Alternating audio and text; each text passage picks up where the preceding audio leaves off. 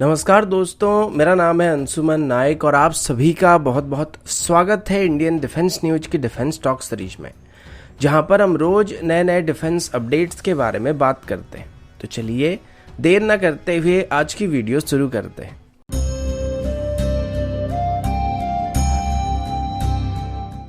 आज की पहली अपडेट रफाल की तरफ से, और अभी फ्रांस की तरफ से काइंड ऑफ एक क्लेम किया जा रहा है कि इंडियन एयरफोर्स की MMRC टेंडर में रफाल चुना जा चुका है, क्योंकि अभी एक फ्रेंच मिलिट्री एविएशन मैगजीन या न्यूज़ पोर्टल में ये अपडेट सामने आया कि इंडियन एयरफोर्स की MMRC टेंडर के अंदर फ्रांस को 114 रफाल के लिए ऑर्डर मिलने वाला है और ये डील इसी साल की सितंबर से अक्टूबर के बीच फाइनल होने वाली है। इस पूरे कॉन्ट्रैक्ट की कीमत करीब $20 बिलियन होने वाला है और इसमें फ्रांस अपनी F4 वर्जन के रफाल को भारत को ऑफर करने वाला है। अभी तक की बात करें तो अभी तक मल्टी रोल कॉम्बैट एयरक्राफ्ट की टेंडर के लिए इंडियन एयरफोर्स की तरफ से अपनी फॉर्मल RFP को इशू नहीं किया गया और जो RFI इशू किया गया था उसको 2018 के आसपास इशू किया गया था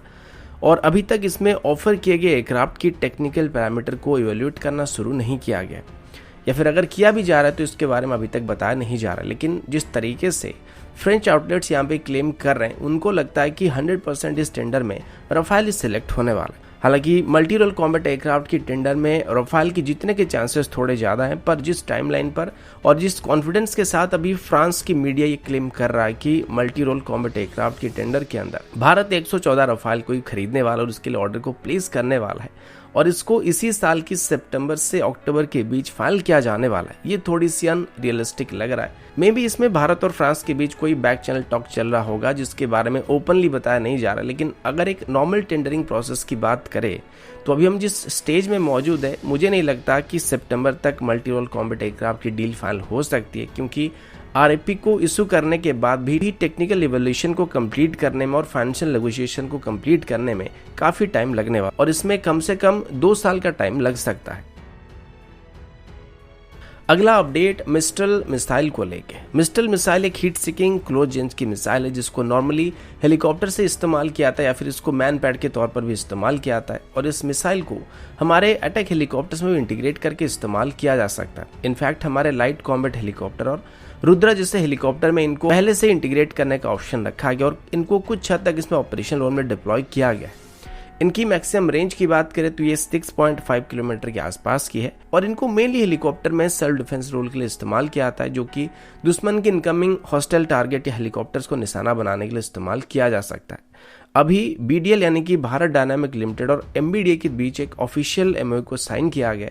जिसके बाद इस मिसाइल की टेक्नोलॉजी को MBDA की तरफ से भारत डायनामिक लिमिटेड के साथ शेयर किया जाएगा और आगे चल के इन मिसाइल्स को भारत में बनाया जा सकेगा, जिस वजह से आगे चल के मिसाइल हमें पहले के मुकाबले सस्ते पड़ने वाले हैं। और फ्यूचर में जैसे कि हमारे अटैक हेलीकॉप्टर की फ्लीट काफी हद तक एक्सपैंड होने वाला है और करीब 170 से ज्यादा लाइट कॉम्बैट हेलीकॉप्टर को भी इंडियन एयरफोर्स में और इंडियन आर्मी में शामिल करने का प्लान किया जा रहा है, तो उनके लिए बड़ी मात्रा में फ्यूचर में हमको इन मिसाइल की जरूरत पड़ने वाली है और इस कंडीशन में अगर इन मिसाइल को भारत में बनाया जाएगा तो आगे चल के हमें इसकी कॉस्ट काफी हद तक कम पड़ने वाले हैं। अगला अपडेट रिसेंटली गवर्नमेंट की तरफ से इशू किए गए अग्निपथ स्कीम को लेके। इसको लेके चारों तरफ अभी धीरे धीरे प्रोटेस्ट बढ़ता जा रहा है, जबकि आर्मी की तरफ से और गवर्नमेंट की तरफ से ऐसा ना करने के लिए सलाह दिया जा रहा है। वैसे भी अगर आप तोड़फोड़ करते रहते हैं और पब्लिक प्रॉपर्टी को डैमेज करते रहते हैं तो ये क्वालिटी आपको आर्मी में जाने के लिए अनफिट बनाता है, क्योंकि अगर आगे चल के आप लोग आर्मी में जाएंगे तो आपको इसका विपरीत काम करना पड़ेगा और आप ही को ही आगे चल के लॉ एंड ऑर्डर को मेंटेन करना पड़ेगा, जो कि अभी आप लोग तोड़ रहे हैं। इसमें मेनली जॉब सिक्योरिटी को लेकर ज्यादातर लोगों के मन में सवाल है कि 4 साल के बाद वो क्या करेंगे। अभी धीरे धीरे इसको लेके स्टेप्स लिए जा रहे हैं और अग्निपथ स्कीम में सर्विस करने वाले जवानों को पहले किसी भी पुलिस डिपार्टमेंट में या पैरामिलिट्री फोर्सेस में शामिल करने का मौका दिया जाएगा और उनको स्पेशल बेनिफिट भी दिया जाएगा। और कुछ लोगों का ये भी सवाल था कि पिछले 2 सालों में आर्मी में भर्ती नहीं किया गया था और जो लोग पिछले 2 सालों से आर्मी में ज्वाइन करने के लिए मेहनत कर रहे थे उनका भविष्य क्या होगा। तो यहाँ पर गवर्नमेंट की तरफ से आज इसके लिए एक नोटिस को इशू किया गया था, जिसमें बताया गया कि अभी अग्निपथ स्कीम में जो एज लिमिट था उसको 2 साल के लिए एक्सटेंड किया जा रहा है, ताकि जिन 2 सालों में आर्मी में भर्ती नहीं किया गया था उन 2 सालों में जो लोग आर्मी में शामिल होना चाहते थे उनको आर्मी में लिया जा सकेगा। वो भी इसमें शामिल हो पाएंगे। और अभी अग्निपथ स्कीम की जो अपर एज लिमिट है उसको 23 साल तक कर दिया गया, जो कि पहले 21 साल तक हुआ करता था। लेकिन ये सिर्फ एक ही टाइम के लिए किया जा रहा है, यानी कि अभी के लिए बस इसको 23 साल तक किया जाए। लेकिन फ्यूचर में अग्निपथ स्कीम के अंदर जो रिक्रूटमेंट की जाएगी उसके अंदर जो एज लिमिट रखा जाएगा वो 17.5 साल से लेकर 21 साल तक ही रखा जाएगा। अगला अपडेट वेपन्स की ब्लैक मार्केटिंग को लेकर। जब यूएस की तरफ से अफगानिस्तान से अपने ट्रूप्स को वापस लिया गया तो मैसिव अमाउंट में यूएस मेड एमुनिशंस और वेपन्स को अफगानिस्तान में छोड़ दिया गया था, जिसके बाद इन वेपन्स को ब्लैक मार्केट में बेचना शुरू कर दिया गया था। और कई बार कश्मीर में मारे जाने वाले आतंकवादियों के पास से भी सेम हथियार को बरामद किया गया था। अभी जब रशिया और यूक्रेन के बीच लड़ाई चल रही है, इस बीच यूएस की तरफ से और नेटो कंट्रीज की तरफ से यूक्रेन को अपनी अपनी हाई एंड वेपन्स को, एनलॉ एंटी टैंक वेपन्स को, एंटी टैंक गाइडेड मिसाइल को, ड्रोन्स को और कई तरह के इक्विपमेंट को सप्लाई किया जा रहा है। लेकिन अभी यूक्रेन की अंदरूनी हालात खराब होने लगे हैं और काइंड ऑफ यूक्रेन की जो आर्मी है वो कोलैप्स करने के कगार पर आ चुका है। और इसी बीच हाल ही में रशियन ट्रूप्स के द्वारा भी यूएस मेड एमुनिशन एक बहुत बड़ी ट्रेंच को जब्त किया गया था। और अभी पता चला है कि यूक्रेन को सप्लाई किए जा रहे एनलॉ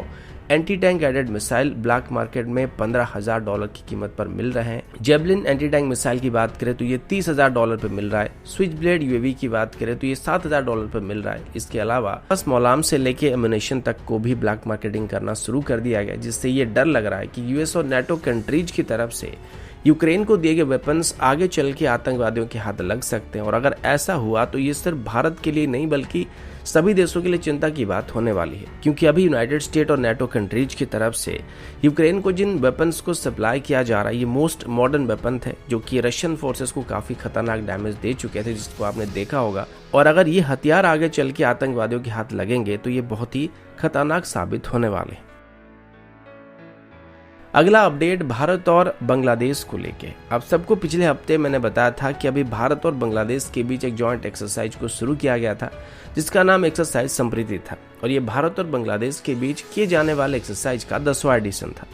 इस एक्सरसाइज को 5 जून से शुरू किया गया था और कल इसे ऑफिशियली समाप्त किया गया। इस बार इस एक्सरसाइज को बांग्लादेश में कंडक्ट किया गया था और इसे बांग्लादेश की जौसर में शुरू किया गया था। इसमें इंडियन आर्मी की तरफ से डोगरा रेजिमेंट पार्टिसिपेट कर रहा था। कल ही आयोजित किए गए इसकी एंडिंग सेरेमनी के अवसर पर इस पर बांग्लादेश की chief of general staff lieutenant general Atul Hakim Sarwar Hasan और हमारे 20th माउंटेड डिवीजन के GOC major general Pavin Chhabar उपस्थित थे। इस एक्सरसाइज के दौरान भारत और बांग्लादेश की आर्मी की तरफ से एक दूसरे के साथ अपनी अपनी एक्सपर्टीज को शेयर किया गया था, जिसमें मेनली काउंटर टेररिज्म और काउंटर इंसर्जेंसी ऑपरेशन के साथ डिजास्टर मैनेजमेंट जैसे एक्सरसाइज को लेके भी आपस में नॉलेज को शेयर किया गया था। और इसके बाद दोनों देशों की आर्मी के बीच क्रिकेट और फुटबॉल जैसे फ्रेंडली मैचेस को भी आयोजित किया गया था। तो दोस्तों अभी के लिए इतना ही, मिलता हूँ आपसे अगले वीडियो में, तब तक के लिए जय हिंद, वंदे मातरम।